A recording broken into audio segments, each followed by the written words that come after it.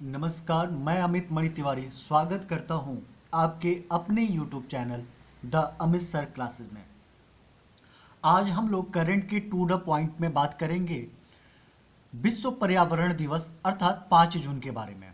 ठीक है, तो देखते हैं कि ये 5 जून को विश्व पर्यावरण दिवस किस देश ने होस्ट किया है, इसकी थीम क्या है और क्या इसकी पृष्ठभूमि थी और भारत की क्या योगदान है, इसके बारे में हम देखते हैं।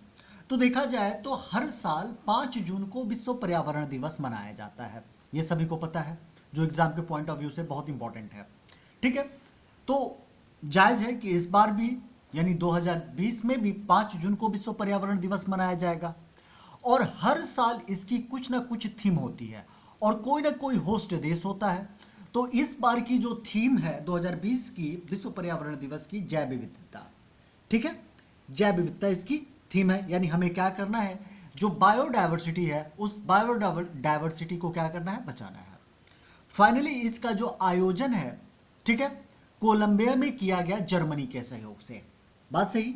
देखिए आयोजन कहां पे किया गया, कोलंबिया में जर्मनी के सहयोग से। ये हमारे करंट के पॉइंट हो गए और जहां से हमें बार बार करंट में पॉइंट वो एग्जाम में आते हैं। अब देखिए इसकी अगर पृष्ठभूमि की बात की जाए तो विश्व पर्यावरण दिवस यानी कब से मनाया जाया और क्या कारण थी। तो आपको मैं बता दूं कि जब 1960 का दशक आता है तो दशक इतने ज़्यादा हमारे यहाँ रिसर्च हो जाते हैं, खोज हो जाती है, आगे हम बढ़ने की ललक में पर्यावरण को इतना नुकसान पहुंचा देते हैं कि अंततः हमें पर्यावरण के लिए क्या होना पड़ता है, कॉशस होना पड़ता है। जिसके लिए 5 जून 1972 को, ठीक है, 5 जून 1972 को पर्यावरण सुरक्षा के लिए स्वीडन की राजधानी स्टॉकहोम में एक सम्मेलन का आयोजन किया जाता है। यानी 5 जून 1972 को पर्यावरण सुरक्षा के लिए स्वीडन की राजधानी स्टॉकहोम में एक सम्मेलन का आयोजन किया जाता है और इस सम्मेलन में 119 देश ने भाग लिया। ठीक है, जिसमें भारत की तरफ से भारत की तत्कालीन प्रधानमंत्री इंदिरा गांधी ने भी भाग लिया था।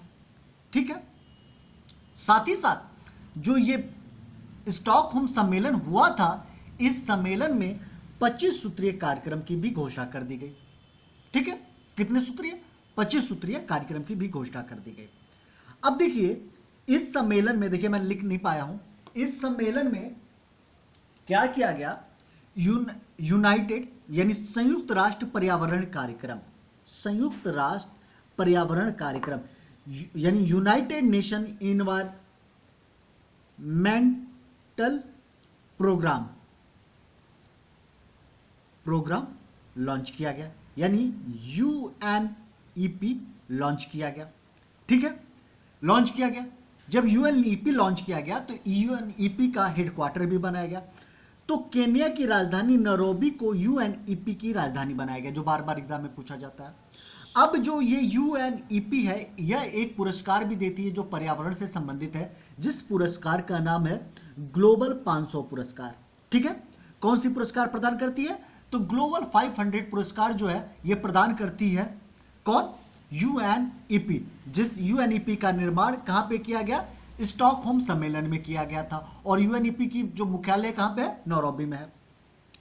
अब देखिए प्रथम विश्व पर्यावरण दिवस 1972 स्टॉकहोम में नहीं मनाया गया, 2 साल बाद 5 जून 1974 को यह मनाया गया और इसकी जो मेजबान थी वो यूएसए ने की, मेजबानी यूएसए ने की और थीम थी ओनली अर्थ। अब इसका मतलब हो गया कि हमारे पास एक ही अर्थ है और इस अर्थ को क्या करना है, बचाना है, जहां पे जीवन है। ठीक है, अब बात करें 2019 की जो मेजबानी हुआ था उसे चाइना ने किया था इसके पिछले साल और इसकी थीम थी beat the air pollution, beat the air pollution. ये चाइना इसकी मेजबानी की थी और इसकी थीम थी।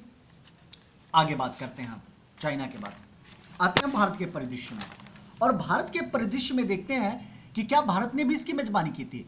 तो हाँ, भारत ने 2018 में इसकी मेजबानी की थी और इसका जो थीम था भारत में, beat the plastic pollution. Bharat ने क्या किया था, प्लास्टिक पॉल्यूशन को बीट करने की बात की थी और हमें पता है कि हाल ही में मोदी गवर्नमेंट ने प्लास्टिक पे कुछ समय के लिए बैन भी किया था। ठीक है, अब देखिए आइए चलते फिर ऐतिहासिक पृष्ठभूमि में चलते हैं। इस सम्मेलन से, स्टॉकहोम सम्मेलन से इंदिरा गांधी इतनी प्रभावित होती हैं कि इंदिरा गांधी क्या करती हैं, अपने देश में, भारत में उसके बाद आके वन्य जीव संरक्षण अधिनियम 1972 पारित करती हैं। ठीक है, और साथ ही साथ इतनी प्रभावित होती हैं कि एक साल बाद वो प्रोजेक्ट टाइगर को भी क्या करती हैं, लॉन्च करती हैं। ठीक है, अब 1976 में देखिए इसका प्रभाव, स्टॉकहोम सम्मेलन का इतना प्रभाव कि 1976 में 42वां जो संविधान संशोधन करती है स्वर्ण सिंह समिति के रिपोर्ट पर, स्वर्ण सिंह समिति के रिपोर्ट पर जो 42वां संविधान संशोधन होता है, किसके रिपोर्ट पर, स्वर्ण सिंह समिति की रिपोर्ट पर जो 42वां संविधान संशोधन होता है, इस संविधान संशोधन द्वारा ये क्या करती हैं, दो काम करती हैं। एक आपके डीपीएसपी, राज्य के नीति निर्देशक तत्व, राज्य का नीति निर्देशक तत्व मैं बता दूं कि भाग 4 में उसका उल्लेख है।